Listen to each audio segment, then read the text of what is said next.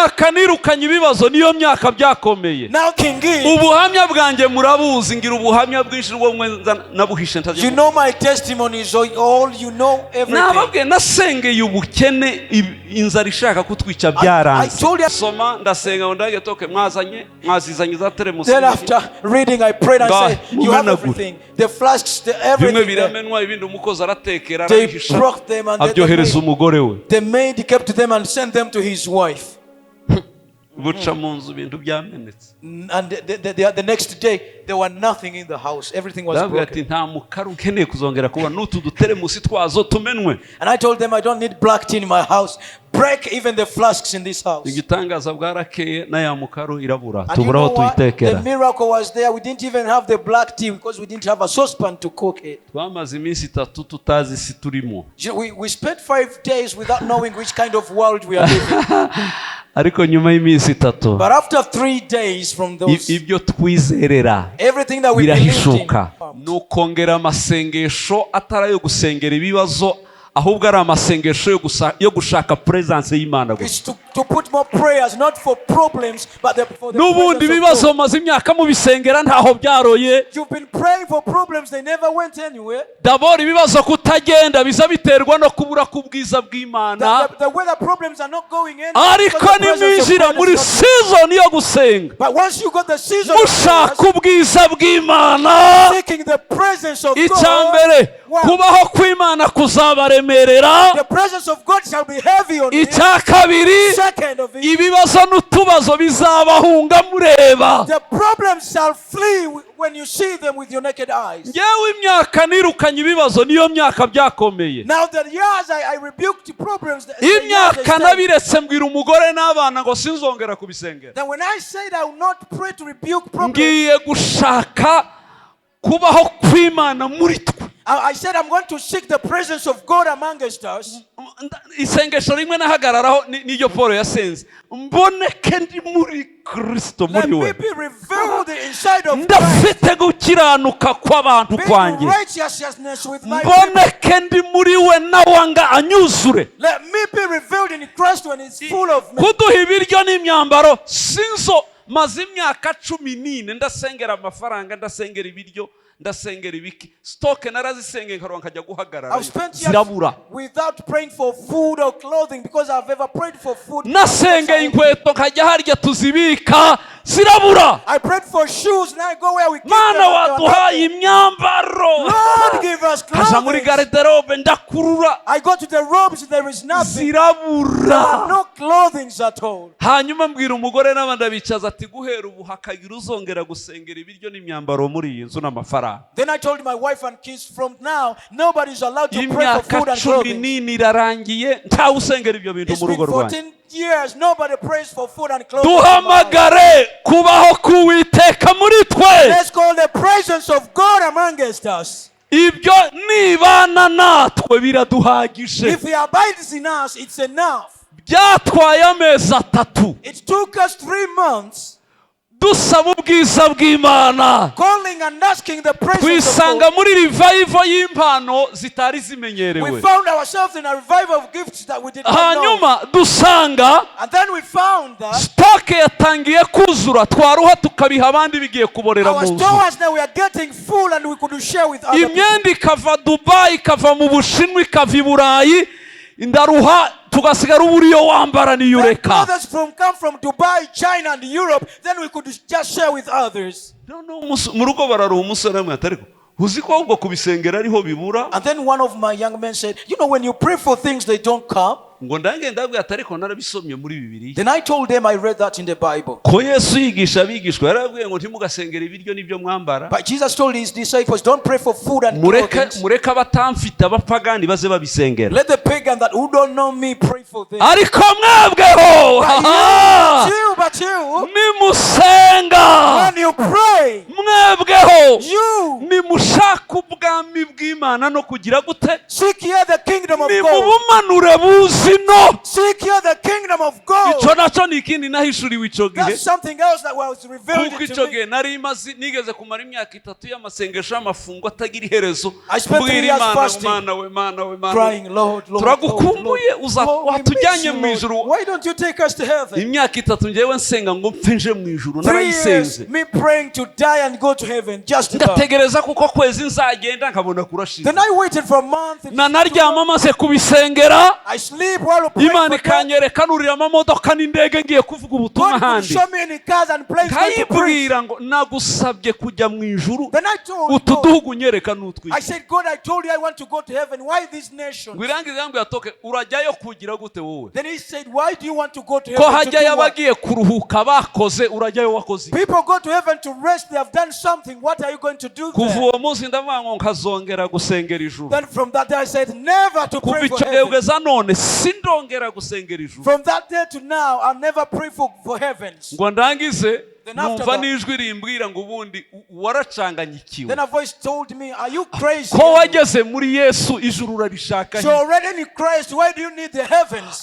Numva no ijwi rinyembeza waruzi ko muri Kristo haruta mu ijuru. Now the voice told him, did you know in Christ it's better than heaven? None se umwubatsi n'icubatswe ukomeye ninde? The architecture and the architect. Ijuru ni Kristo waribumbye ni kibumbano ce. The heavens are created by Jesus. None wageze muri Yesu. Now you are in Christ. Uri gupfukama ngo kurasaba ijuru kandi warageze muri Yesu. Now you're not asking for heavens yet. Wageze aharuta handi. You are in a greater place. Aharuta hose ni muri Kristo. Greater place is in Christ. Ijuru ni gifti.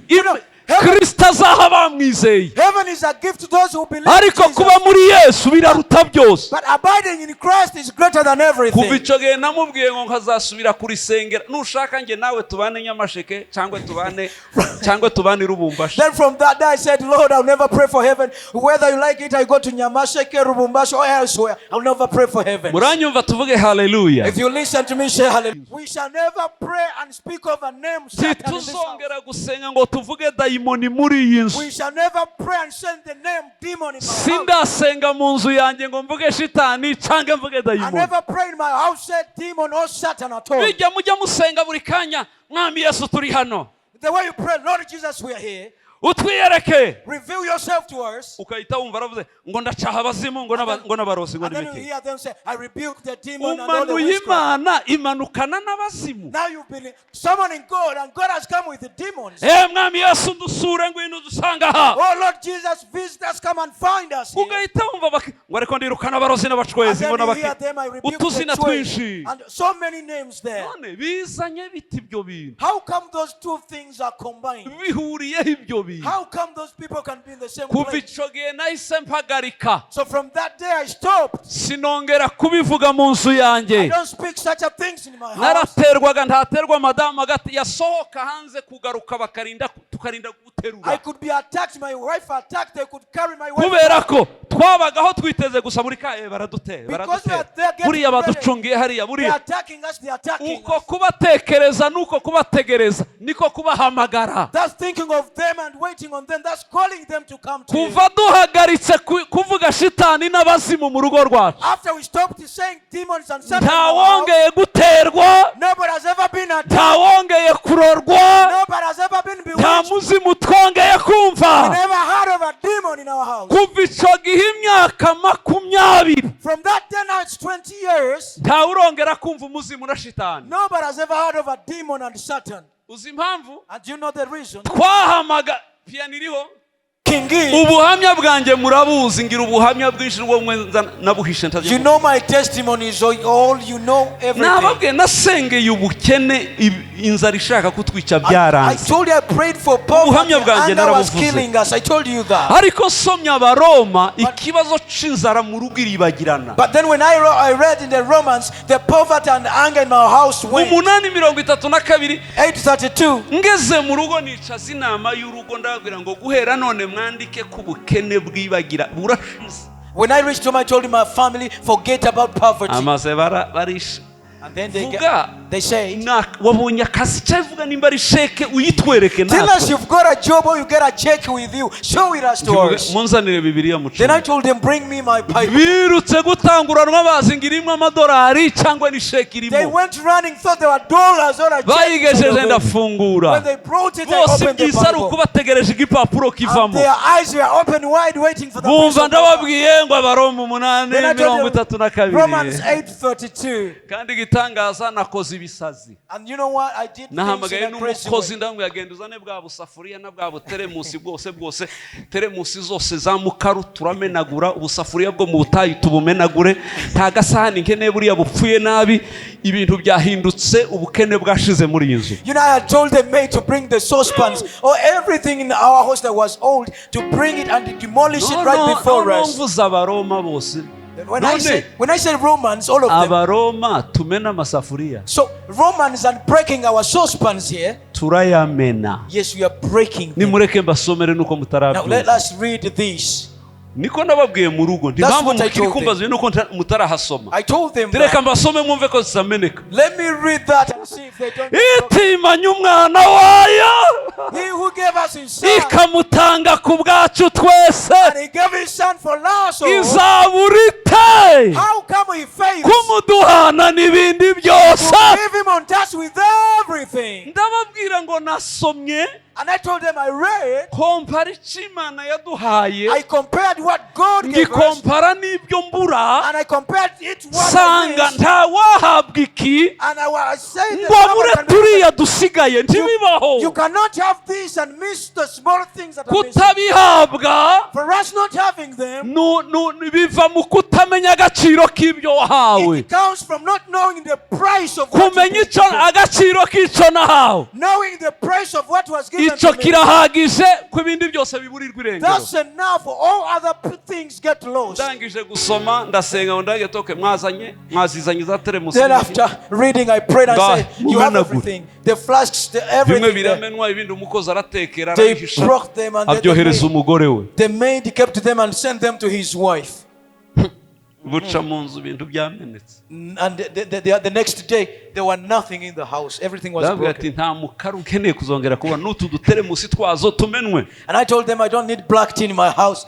Break even the flasks in this house. igitangaza bwarakeye na ya mukaru irabura tuburaho tuyitekera. The miracle was there. We didn't even have the black tea because we didn't have a saucepan to cook it. twamaze iminsi 3 tutazi si turimo. We spent 5 days without knowing which kind of world we are living. ariko nyuma y'iminsi 3. But after 3 days from those, ibyo twizerera everything that we believed in, they were revealed. nibo bwa mbere nakiye telefone ngiye nsanga ni envelope y'amafaranga atara amanyafrika. That's the first time I received a phone call calling me to receive an envelope full of money, not African money.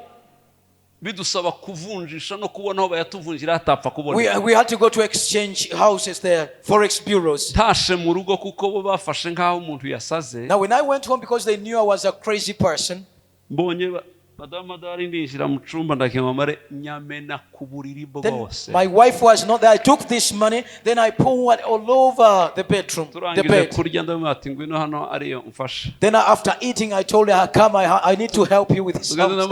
wa munsi nasomye Abaroma nje nyine ngahaba nawe basome none. And then I told her that the last time I read about Romans, now read what is on this bed.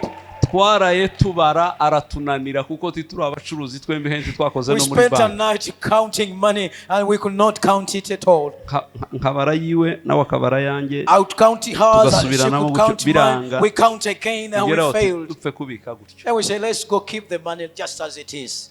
ejuje kuvunja ushaka uhindura ibintu byose. Tomorrow go to exchange to forex bureaus and get whatever you want. tinaka kazu sinoba nkikabayemo tu. I say even this house I'm living it no more. ntuma abakomisiyoneri. Then I sent commissioners. twabonye iyo nzu akara kazu ka 80. It was a house of 80K. twabonye 105. Then we have 150. baza twabonye indi ya 205 300 yonyine. undi araza ati twibonye akazu ka etage iriyo.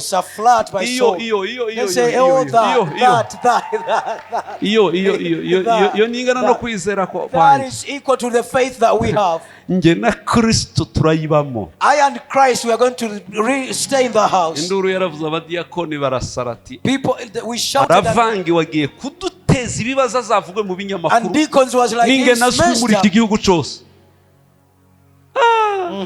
Ndababwira toke. I said, okay. Utangangana no kwizera kwanyu na finance yanyu. Give that is much according to your faith. Ibyo no kwizera kwanyu. And let the rest reveal to me with my faith. Mu imyaka yose kugeza mvuye mu Burundi ndaza nyisigamo za mayibobo nareraga I stayed in that flat all the years in Burundi and I left it there. Bayimazemo amezi angana n'amafaranga yarakibamo. They spent months there equal to the money that I had paid. Ngwiro kwegereye ngo iki Imana yaduhaye genda umenetere munsi. Tell your neighbor that whatever God gave us, go and break your flasks. I'm breaking them. Go and break your flasks.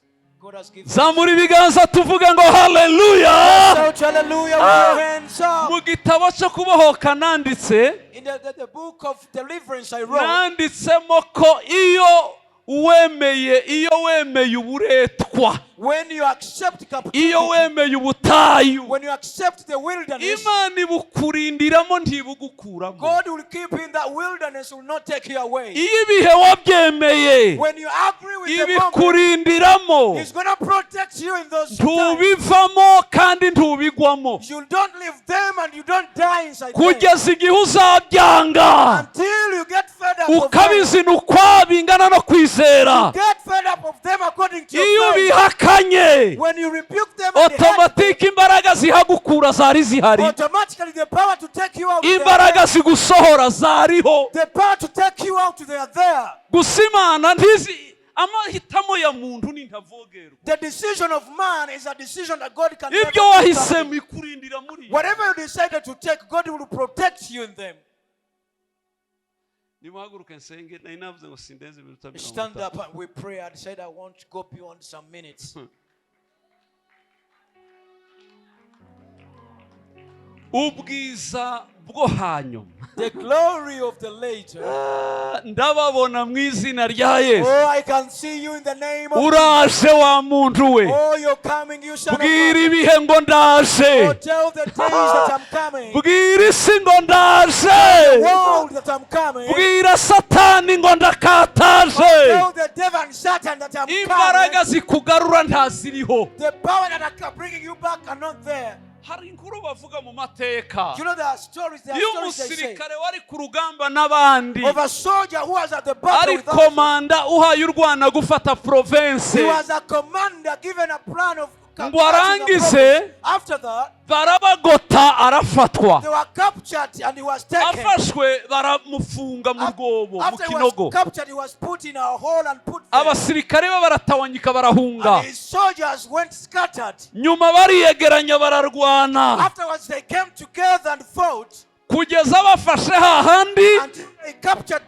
baraharenga province yose. And they took over all the province. Baragenda binjira no muri kapitali irafatwa. And then they went to the capital and captured it. Ngo barangize. Then afterwards, hashira icyumweru cyose. After 1 week, urya fandi wabo ari mu rwobo. Their commander was in a ditch. Ingabo zamufunze zaratsinzwe ntazigihari. The soldiers that had captured him, they ran away, they're not there. Kubera ko bamubwiye ko itariki bazamwiciraho. Because they were aryamayo yanga kubyuka. He slept and waited for the dead to be killed. Amara icyumweru afunze. He spent a week in captivity. Kandi ari we wafashe igihugu. Yet his army has captured the nation. Uranyumvira ayo makuru? Now listen to that kind of ingabo ze nizo zafashe. His army has captured the whole nation. Ariko nta makuru afite.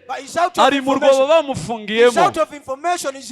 Ariko abamufunze barabarashe bataho umuriro bagenda batana habe no kumuvugisha ntawasubiye gufata control. They shot at them, they ran away, left him in a ditch. Bagenda bagenzura ahantu hose imfungwa. Now they went controlling and finding zimwe barizo zivuga ngo hari n'ibyobo bagenda bafungiramo. Then one of the prisons said their ditches. Ngo bagere kuri cyacobo baramanuka basanga ryamyemo. Ingabo ze zimukurayo. Iwe ziza avuga ngo niba abandi baje kunyisha hageze. Bamuzamuye abona n'abasirikare be There was his army, they are rescuing him. none se nimwe muri hano? Are you the one who are here? Abandi ati tumaze icyumweru ariko tuhari. They said it's been a week and we've been here. Maze iyi minsi mu rwobo. So I'll spend these days in this thing. Aritwe tuyoboye hano. As being the one leading this entire area. Wankubitiye ukwegereye ngo rega nitwe tuyoboye. Slap your neighbor. Tell them we are the one leading. Ijuru ryaratsinze. The heavens conquer. Kristo niwe mwami. Jesus Christ is the king. Nitwe dufite imfunguzo. We have the keys. Zikingurira byose bikemera. Opens for everything and ariko benshi bafunzwe no kutagira amakuru. But many people are in captive because they lack information. Kutagira amakuru nicyo kiguhejeje ahuri. Lacking information has made you stay redundant. Ariko uyu munsi amakuru meza ngufitiye. Good news I have for you. Nuko ijuru riguhaye imfunguzo. The heavens have given you the keys. No kukwemeza ko and they have established you. Igihe cyo kugaruza ibyawe. Day of the restoration of ariko ntawe ugutangira. Nobody can block you from ibyari byaragufunze. the things that's abound you. Byamenya amakuru ko They have had the news. wahawe izo funguzo. Receive the keys. N'ukwizera kwacu. Just is our faith. Hanyuma ibintu bigahinduka. Everything is going to be transformed. Byizera ukubyakire. Just receive it and have hanyuma umbwira uko amezi yawe agiye gukurikirana. And then tell me how your months are going to follow. Uzambwira imyaka 3 yawe uko uzaba umeze. Then you tell me about your 3 years how things will be. Nuko nge na Yesu duhanura. That's me and Jesus. That's what we prophesy. Hano muzambwira uko imyaka 3 muzaba mumeze. Here you'll tell me in 3 years how things will be going. Akantu ka kabiri ngiye kubabwira musabwa gukora hano. The second thing you have to do here. Mugende mushakisha abantu 30. Go find 30 people. Nimugira amahirwe bigashoboka mushake 70. If it's possible, go look for 7. Abantu 70 basengane hanyuma bategurwe. 70 people to pray together and get prepared. Gukora campaign yivuga butumwa rya babiri. To make a campaign babiri. Hanze. Outside 2 by 2. Mu makartier mwambuke Nyabisinda hapo. In areas here in Nyabisindu. Mwambuke Kibagabaga mugende. Up in Kibagabaga there. Mujye hagacuriro mugende. Go to Gachuriro around there. Nihindego ko aba bantu babiri. Give yourself a time. Barasabwa abantu babiri mu kwezi. They need to bring 2 people in a month. Nimba ari abanebwe basabwe babiri. If they are lazy, just 2 people. Nimba bari kwifarasi cyangwa arabatumbagira bazazana 12. If they're on a horse on the wings of the eagle, they will bring 12. Ibyo nibyo Uwiteka basabye gukora muri iyi nzu. That's what the Lord is requesting. Yabahaye inzu. He has given you a house. None abahaye misiyo yo gukora. He has given you a mission. Nimuve mu bikuta mugende hanze. Leave the walls and go out. Mubwirize hanyuma murebe ukuboko k'Uwiteka icyo guye Go gukora. and preach and see what the hand of God is ready to do. Imbabazi zawe zangaruye mu rugo nanshuti zibona ingana wewe. Haleluya. Imbabazi zawe zangaruye mu rugo wambere inshungu igitangara benide yonkunda nkuko ubikora. Yeah, hallelujah. Hallelujah, yes. Ndagushimira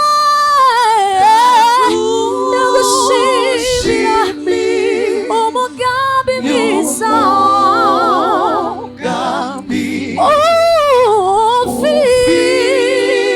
ufitiye ubugingo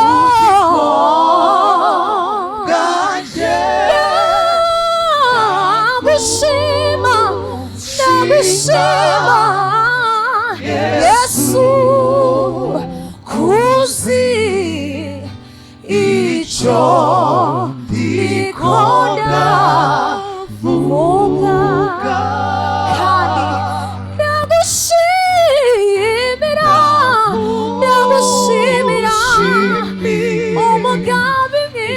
mwiza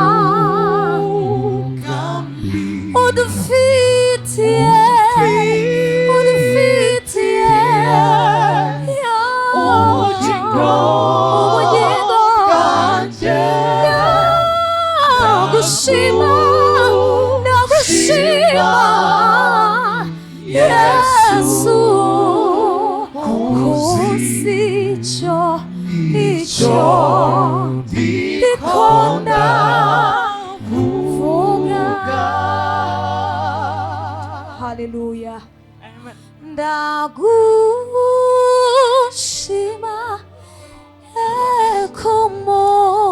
kumugambi ufitiye ubugingo bwanjye ndagushima Yesu kuzi icyo ndikunda vuga.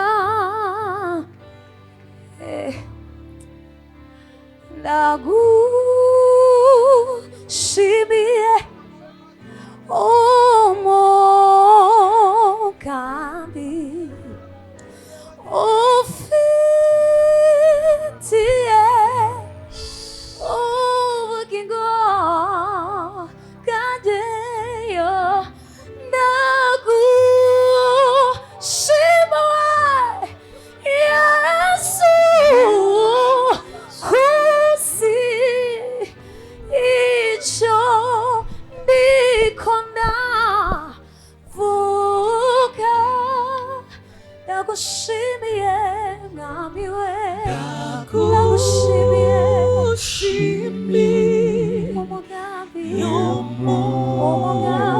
umugambi ufitiye ubugingo bwanjye ndagushima Yesu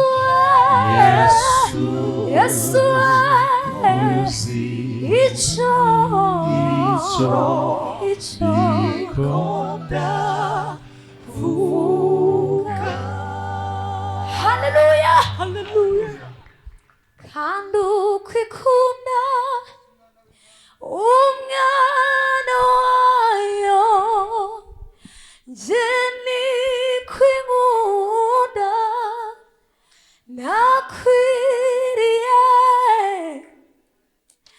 nari umugome nukwima Yesu mwambambirwe ku musaraba mubo yacunguje ayo maraso ziyuka ndimo zajya ndirimba urwo rukundo dukwise mw'isi yose.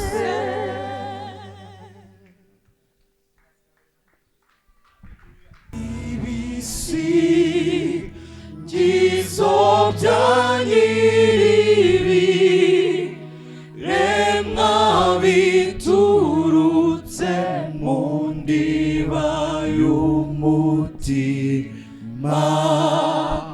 wanjye amagambo yanjye make ntiyashobora kuvuga ibigwi by'ineza ye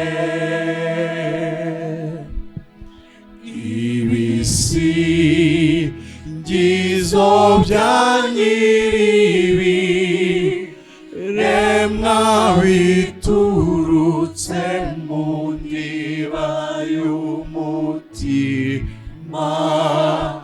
wanjye amagambo yanjye make ntiyashobora kuvuga ibigwi by'ineza ye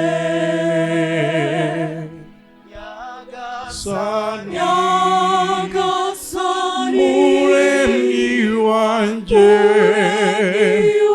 ndazirikana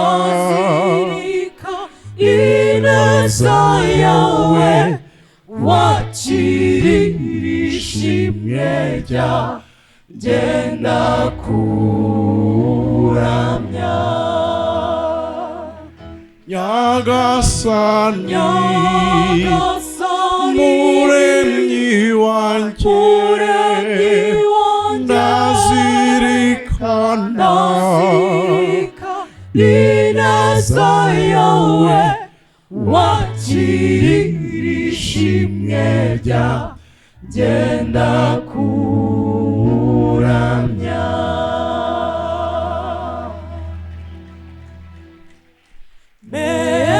Mesiya niwe watumurikiye urumuri rutazima niwe dukesha ubuzima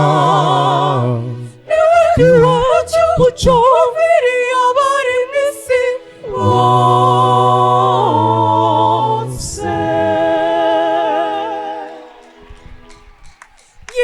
iri mu mwijima nari ndushye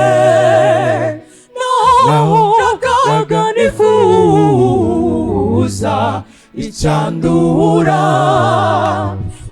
umwe Yesu araza amuha ubuzima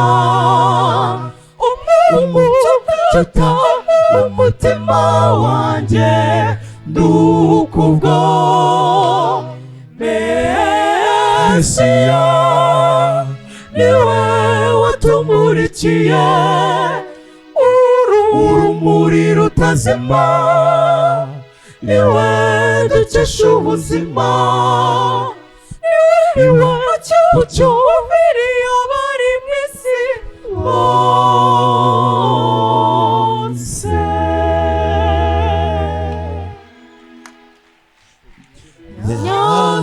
Nyagasani Yesu tuje dusaba duhimbaraga tumurikira isi y'umwijima ukiza muri kumaza bari mu mwijima uhembura imitima yabo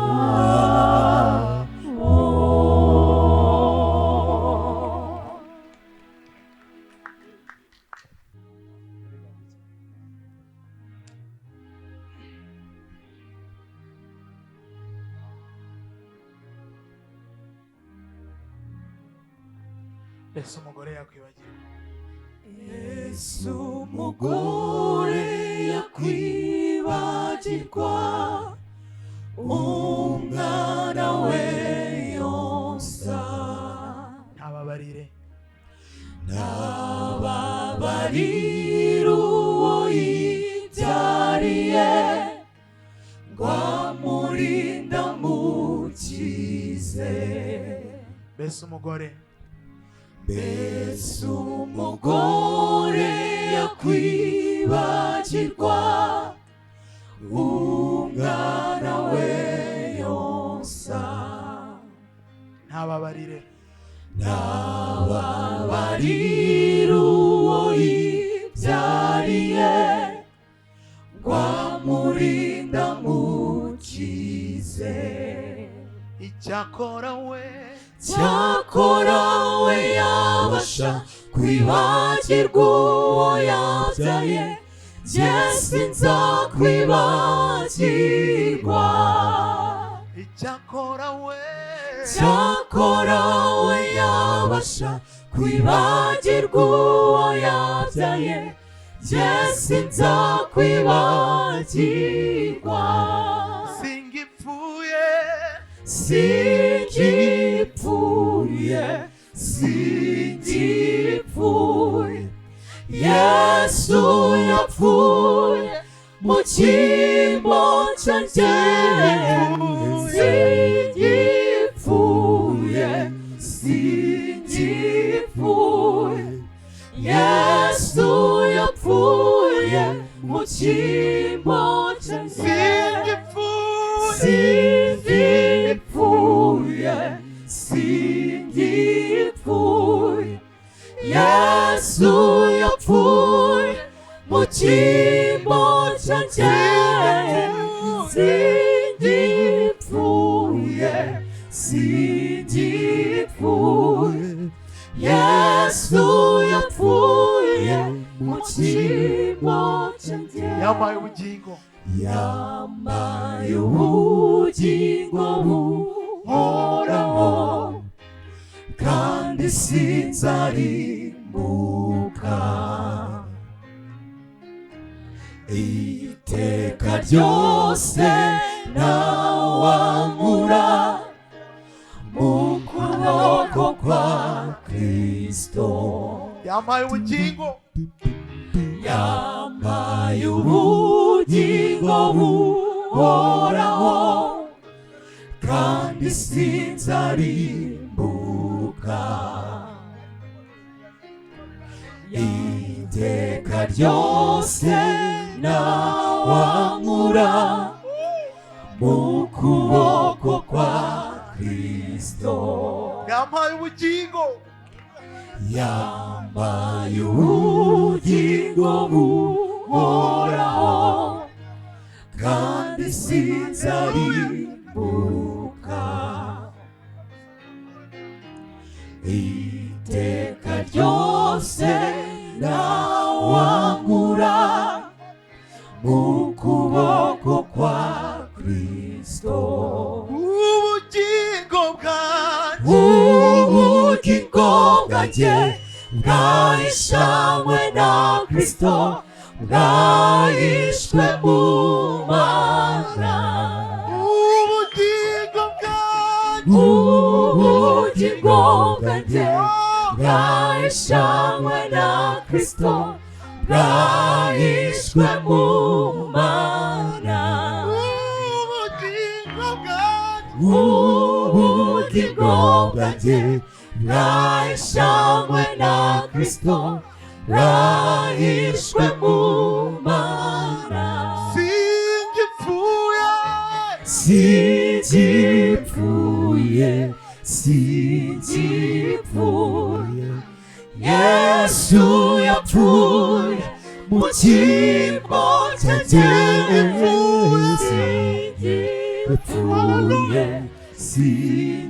Singipfuye Yesu yapfuye mu cyimbo cyanjye Singipfuye Yesu yapfuye mu cyimbo cyanjye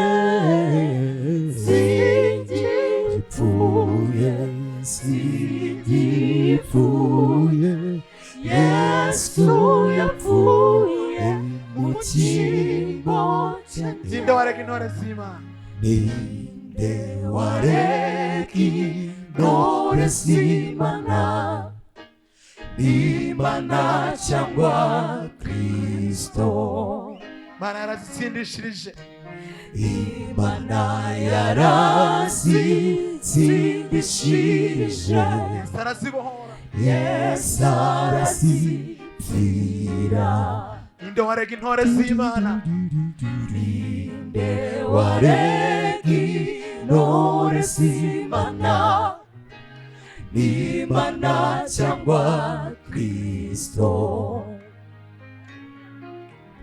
Imana yarazitsindishirije Yesu arazipfira ubumenye ko nta cyanadukanya n'urukundo rwa Yesu ubumenye ko nta cyanadukanya n'urukundo rwa Yesu ubumenye ko nta cyanadukanya n'urukundo rwa Yesu singipfuye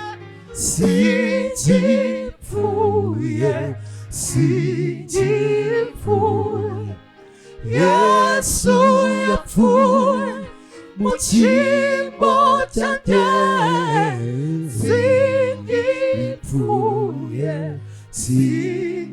singipfuye Yesu yapfuye mu cyimbo cyanjye Hallelujah Ninde warega intore z'Imana n'Imana cyangwa Taka ko ariko kwatumye twezwa mwana Mana yarazitsindishije tubihesozwe nuko umubiri wawe watambuye gusa ngo bihagije ushime kwadukuye mu butware bw'ubuzima ukatujyana mu mucyo wawe w'itangazo ubumenye ko ushime ikirangano cy'iteka duhereye muri Yesu Kristo n'urukundo rwawe ntabwo twari tubikwiriye mwami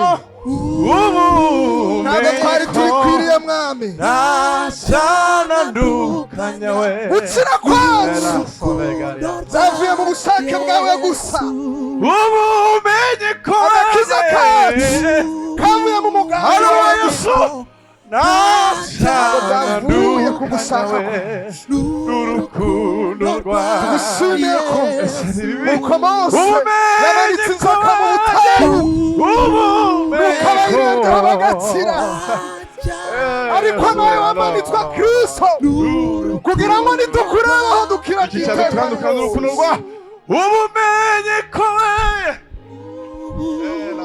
tugushimiye ko waduhaye ikiragano cy'ubugingo bw'iteka ukavuga ngo ntabwo twabyawe n'ubushake bw'umugore cyangwa umugabo ahubwo twabyawe n'imbuto itabora Hallelujah. izina ryawe rihabwa icyubahiro Hallelujah. Hallelujah. Hallelujah.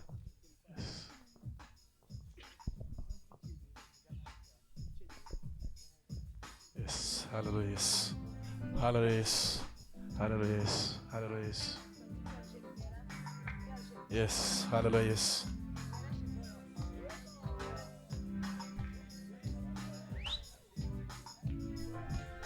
Hallelujah.